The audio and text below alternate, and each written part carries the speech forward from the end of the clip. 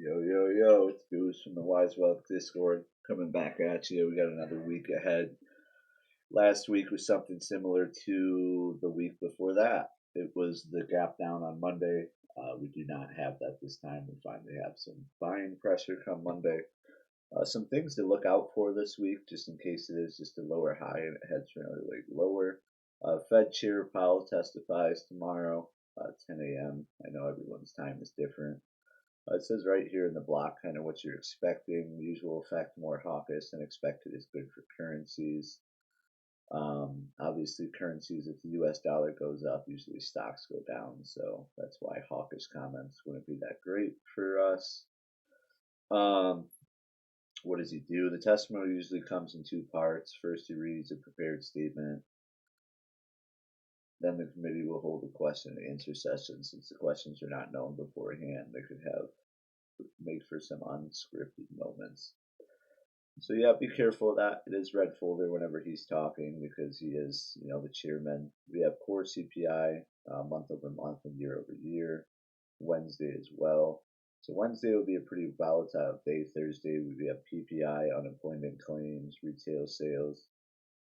Be on the lookout for some of these things. I don't think they're that big of a deal. Like honestly, I see the red folder. He will move it, but I don't think it's going to be like drastic. But we shall see. Could mess up, I guess, potentially. But as far as the charts go, everything looks to be holding up pretty well. Like, I get that there's a little bit of fear right now and things are happening, but it's been a pretty standard, like, sell offs and then buy ups. And it's weird. I don't really know exactly what to expect. I'm kind of on the fence. Like, I kind of want to feel like it's a good short, especially if you look at, like, the weekly. They haven't had the best candles in a row. Like they're getting up there, but they're getting denied. Same with last week is like you'll get up there in that price action and you keep getting denied at all time highs. So there's obviously bears pretty present there. But then when you break it down, you see that there's plenty of bears that are present, or bears, I mean, bulls are present around here. There's a good liquidation zone where the Mondays when they're gapping down, they're not giving this area up because there is a big gap below, stuff like that. So I'm kind of just being patient with some of my plays. You can obviously see that they're starting to build some sort of resistance line. So if it gets back up in these levels of 607, 609, you're going to be watching out just to make sure that they don't, come back and make this huge denial. A lot of people are on the bear side now because of like tariffs and stuff like that.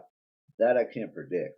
I can only, like try and set up my trades to play good price action, but can't really predict. You just got to be able to react to situations like that. So if stuff like that starts to happen throughout the week, the retaliations, the China tariffs that are coming out now, and Trump saying that he's going to make his official announcements on what he's going to do with Japan by either today or tomorrow. So that, like, I don't know, I can't predict those things. If the dollar does start to go up, stocks will go down. Same with yields. If they start to find a bid on that previous weekly breakout that they had, I went monthly. Oops. I will dive into more price action. I just kind of wanted to go over some of the macro side of things that you can't predict. That's most likely going to move the market. Came in coming into this level, it is a good buy point. So we'll see if they start to buy it up there or if it comes back down to like 4.25. Once it's like 4.25, I'd assume it holds that area. But you never really know nowadays. I mean, it's very indecisive. There's a lot going on. So it's kind of had me just be patient in certain levels. Obviously, if we do start to get that huge break over like all-time highs or this big liquidity level for the 530 level on Qs, it will start to look bullish going into 540, 545. That hasn't quite happened, and there's always some sort of news that comes out in this area. So I have a feeling that they're building shorts, but that's just my like opinion. I do think it could start to get ugly if we start to break down because the weeklies usually like a big like drop doesn't happen until you get a downtrend in the weekly. And that's what it's starting to show is like it's trying to push up. It's trying to push up to make that higher high, but sellers are getting a little bit aggressive around these areas. That's why I need to see 530 taken over by buyers to show there's demand there. As of right now, it's definitely a supply zone, and that's where it's like I'm not convinced on the bull side, but I also get confused when it comes to shorting because I don't usually do very well as a bear.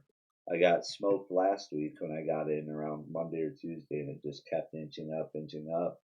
Then yeah, as soon as Friday came and got into that 532 level, and sellers stepped up. So we're gapping up today. You can see that price action bought itself up since after hours last week into pre-market or futures trading today.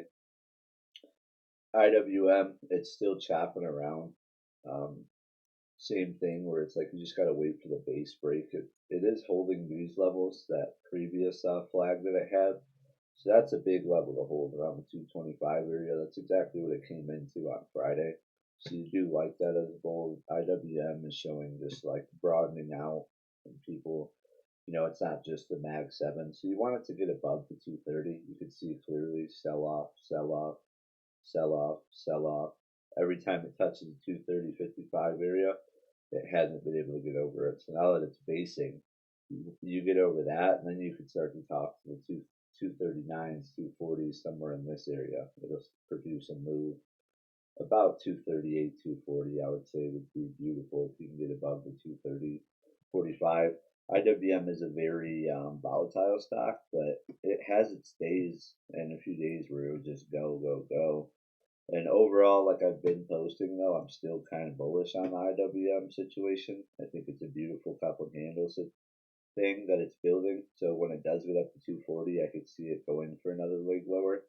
Because I mean, it's just the Trump presidency. I like what they're doing. I like some of their policies and things that they have going on, but it's a very unknown feeling, and that's going to bring volatility to the markets. Right now, we really are just flagging though. Like the daily on that on NQ, basically QQQ futures is just a flag, and it's like long term that's pretty bullish, especially if we get that leg lower. That's kind of what I want, but the market's not always going to give you what you want. But as like a longer term investor, I want, denials of a bigger pullback down to like the 200. That would be an awesome area to start accumulating calls and swings and stuff like that. But you don't always get it. And it's like if we do get this huge daily candle that we're at right now and it doesn't sell off, it looks good. It's like a bullish candle. So we'll see if we break above. I don't like, you can see that it's getting denied here, but it's the news. It's like when it comes to news flow, that's when I'm like, I just sit on my hands. I'm like, it still is price action though. Like Jimmy usually says when I start to like overthink certain places, is like just pay attention to price action. That's exactly what it came into on Friday. That's what it did last week. It fell down to the support and continued to buy up. IWM is showing that. So we'll get into equities, see what it's looking like. Apple still kind of getting beat up pretty hard. It did go create that lower high that most people were expecting, so now it's going to try and create a lower low below 200. Watch out for this 220 area to kind of double dip and maybe find buyers there again. It's a huge support level. You can see that it was flagged up around these levels, so a lot of liquidity, a lot of presence around here. So with that Friday close, it looks like it could be inevitable to go check this 220 area again. But like I said, you can't predict the news, can't do any of that. Microsoft, just a huge base, huge, huge base. We've been looking at this for so long now, probably a year, and it's battling its 200 right now. It got below it on Friday. So big tech really hasn't looked that great. Same with like Nvidia. Like yeah, they had their what do you call it, the divergence that we were posting last week. That was an awesome play. I never did get in. I was just a little late on the breakout, but it just kind of looks, I don't know, frothy. Like I don't like these candles here for some reason. Yes, it got over the 200, but I feel like it could be tested again. That's just my personal opinion. If you could tell, like it's not that I don't want to be bullish, but there's just things in the air that make me want to be bearish, if that makes sense. Is like 99% of the time, yeah, I want to be bullish, but there's something that seems like it's just gonna pull. Like I don't know. This smells like a rug pull, and I don't want to get too aggressive at these levels of denials. Like when you see these levels of resistance coming up. So NVIDIA, it's coming into this gap fill area around the 136, 135 that could treat as resistance, but as of right now, it's right at resistance from what this previous base was, which is the 130 level. So you work through that, you're looking good, but I don't like these candles. It doesn't look like super like convincing for price action. If it goes throughout the day and it continues to get some stronger action, definitely like it, but it's like a curved, like weird. I don't know. I turned off volume on my thing, by the way. I stopped using it. The one I had wasn't super current with what the daily volumes were, if that makes any sense. But yeah, the divergence did play out, got over the 200, broke out of that. Even if it was a retest back to the 200, that would be beautiful for NVIDIA. Tesla did break that huge base. We had Soap in there.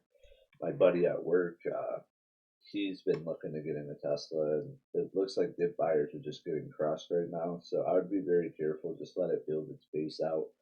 Make sure, I mean, if it does start to get over the 365, 370, then you can cook. But the Bears have something going as of right now because the flag is getting broken down of. It could just be a dead cat bounce at 367, 368, and then it gets sold back off. That was a pretty big level to hold. This used to be the flag, and then they were trying to hold this level as previous high. Now it's kind of right back in it. So we'll see. There should be some buyers in this area around here, 330, 360. So the thing is that things don't run on fundamentals until they do. Like 2022, when the big, 20% drop started happening when we were tightening our financial conditions, that's when fundamentals mattered. That's when people are like, oh, like fundamentals, the good companies, that's what we buy. That's kind of what you're starting to see now when you look at like the Palantirs and the SoFis, and these companies aren't necessarily worth that much, but their market values are so high because their PEs are high because everyone's just buying the stock. And it's not run off fundamentals at this point. It's really just sentiment and momentum from people who believe, with Palantir, you have people in the White House that have their contracts, so everyone's really outstanding, like looking at that. But it's not. It has a lot to do with like Tesla's. Like their stock price doesn't trade on fundamentals. I'm sorry, it doesn't. Like I get what people say, but when you look at earnings, like it's been continuously down and it's going up because people are speculative about the robots or something in the future, but their PE ratio is very high for what they actually make. And fundamentals only matter when the economy is not doing good or people are fearful. So just be wary of that with certain stocks like that. Where right now, yes, there's a lot of people piling in, but there are certain companies fundamentally that aren't that great. Meta is a great company, beautiful breakout. Same thing with Nvidia, is it just doesn't look like right to me. There's something too straight up and like frothy about this movement. It could continue to keep going, but something just seems weird to me. I don't know if it's just in my head and it's going to mess me up as the next couple of weeks because I keep thinking bearish and I just sit on my hands the whole time as it goes higher. Hopefully not, but we'll see. Beautiful breaks though. You could just see the bases. Like it takes this, it bases it, goes up higher, breaks that, bases it, goes up higher. So it technically speaking, everything's looking good. AMD, one of the weaker names that we've been calling out. It's just kind of the dog of semiconductors. Their earnings really wasn't that great, didn't grow significantly. I didn't hear their conference call, so I don't really know what their outcast was and what they're looking to get into, but they fell behind with data centers, so their stock has been tumbling. Google's holding up right where it needed to be. This used to be a big trend line. If it does start to lose this level, you could see the 200 being tested, read to break, retest, start to get in this area, the 175. But it could potentially be a great buying opportunity, as you could see, like it's just retesting this previous all-time high, and it built a nice base where it's at, exactly where price action is at. So you start to get above this 190 area, you definitely could work for the 200 if buyers start to step up. same thing. I didn't really look at their earnings and exactly what happened, so maybe sentiment changes on it. But a nice pullback nonetheless. I mean, even in the 200 would be a great buying opportunity. Definitely all the way down here, 150s. I would be loaded up Google. Back the truck up, load it up. Amazon had that break. It's still holding breakout levels. Another one of those where it just doesn't feel right to me. Something about price action has been very like frothy. Like no one's super convinced and not buying at certain levels, but came back with just grabbing liquidity. I mean, the 222 level is a huge level of support, and that's exactly where it was. It's opening right now at 230.12. We'll see how it plays out. It's the same thing. You just got to get above all-time highs and you're in blue skies. So 242 is the next level of resistance for Amazon. Netflix has been having this flag for a little while. It did finally break out, it looks like. But like I showed you on Netflix, Nvidia, Meta, it's just like a frothy feel. Like you just see it in the candles. Like nothing seems like people aren't convinced, and it's just like kind of like we'll passively invest, but I don't know. I'm waiting for a shoe to drop, but usually when I do that as a trader, it affects my ins and outs because I'm so like married to the downside now, and I'm trying not to be that way, but there's just I don't know. Just it's not. It is what it is because it's not. I could choose something else, but it's what's been on my mind a lot lately. It's just getting kind of crazy when you see these meme coins and certain companies get way outrageously priced. It makes you feel like people are just emotionally driven in this market today, and that makes me fearful when people are super super greedy and every dip is like aggressively everyone's like buy it, buy it, buy it, buy it. That kind of makes me a little worried. That's where I'm at. I'm just like, it could be closer to the end than it is the start, and people are starting to get super aggressive at these levels. Coinbase looks beautiful. I love the flag that they're doing. So if Bitcoin can start to catch a bid, they've been kind of struggling with getting over 100,000. They're trying to work through their flag too. Bitcoin needs to just catch a bid around 96, maybe the 90,000 area for great support. But get above 100, 110, their all-time highs, and you can start cooking. And then that's when you're going to see coin do very, very well. But if it does break down, sometimes it loses its big flag area. It usually produces a pretty good short opportunity. Watch for the 200-day moving average. 230 area is where I started. I have shares in Coinbase. So I like them longer term for sure. Even if they did come down there, I probably would buy more. 150s, 160s, I definitely would be buying more. It's just the transactions for cryptocurrencies. People love it. It may not be the leader, but I think it will have, a substantial area in the crypto industry, and I don't see that going anywhere. So there's definitely going to be winners and losers of stocks in that area as well. I think I went over most of like what I usually cover. I don't. I'm kind of back and forth. Baba's doing great in pre-market. I love that. I'm a big shareholder of them. I've been a shareholder of them for years in this whole range. So it's been rough. It has been rough. It's been a wild ride, but I really do hope for the success of them and moving forward. I would love the 150 area, 160 area. Maybe I could start to trim my position a little bit. But overall, I'm not bearish until it's proven, but I'm aware that there are like we're kind of teeter tottering with like fire right now. It's like I feel like the fire could start relatively soon. I don't know, like February, March area is kind of my idea with it, but I don't want to be a fear monger either. Everyone and their mama on YouTube is saying how the crash is here, it's imminent. So I don't want to be that guy either and get stuck on that. But there is some weird feelings that I've got about where's people's sentiment is and how aggressive, retail's been buying.